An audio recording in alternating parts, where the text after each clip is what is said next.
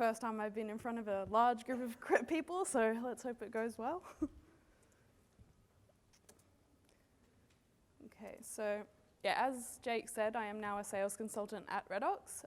I started my undergraduate degree doing a Bachelor of Forensic Science in Applied Chemistry at UTS. That was back in 2013. In my second year, I decided to go part-time. I was a bit overwhelmed at the time and thought, okay, I'm just going to take it a bit easier, and that's what I decided to do. About 3 years later, when the rest of my people in my degree that I started with, they were all finishing up now and going on to, what are we going to do post-uni? And I was still there going, okay, I got to kick myself up the bum and decide what I want to do. So that's when I first came into tech staff. I got my first role as a QC technician. That was a contracted position for 6 months, and I was just doing general analysis of trade waste, so chlorine analysis, total organic carbon, things like that. I absolutely hated it by the end of it, if I'm being completely honest. I realised that I was someone who I like to talk to a lot of different people. I'm a bit more out there rather than doing the same routine kind of testing. In my final year of uni, so that was for 6 months, I finished that and I went back to finish my degree. I became a laboratory teacher, and then at the end of that year, when I finished up, I started looking for a job.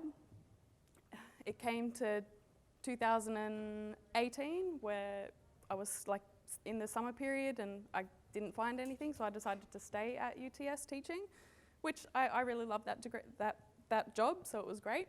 And then at the end of that year, so it was a full year since I completed my degree, I went back to tech staff. And this time it was really good because I was able to look back on my previous job and really analyse what I liked doing. So I went into them and spoke to them about the things that I liked, more about my personality, and they hooked me up with Redox. And then here I am today.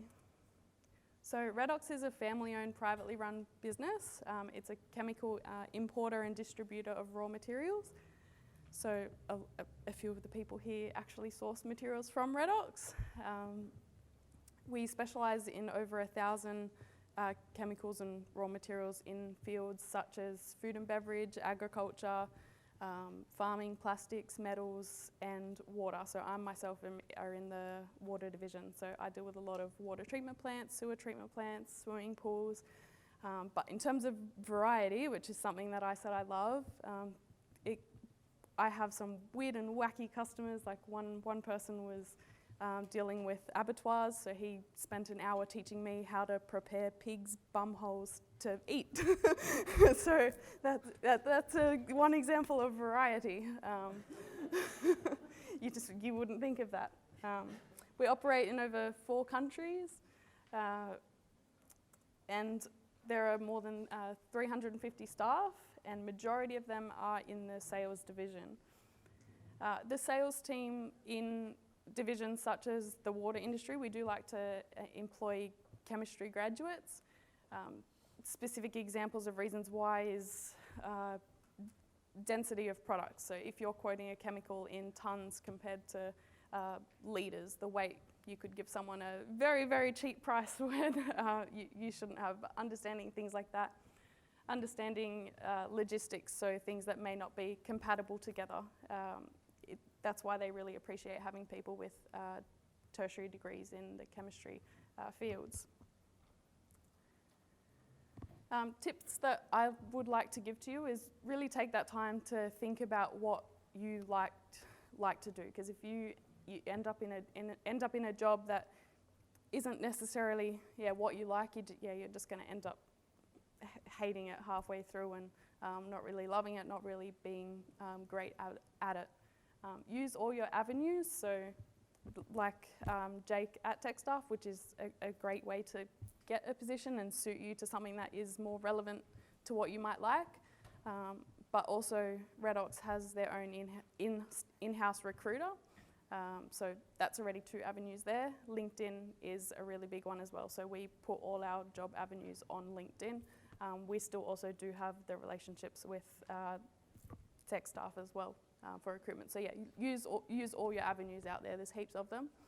And then be persistent and don't get disheartened. Like my first role with tech staff, I actually didn't get that job straight away. I went for it, and then I remember going home to my mum crying when I got the call saying that I didn't get it. But then a week later, that person actually dropped out of the role, and then I got the call to take on that role. So you just never know what's going to come up. So just be persistent. Yeah, thank you. And I'd like to.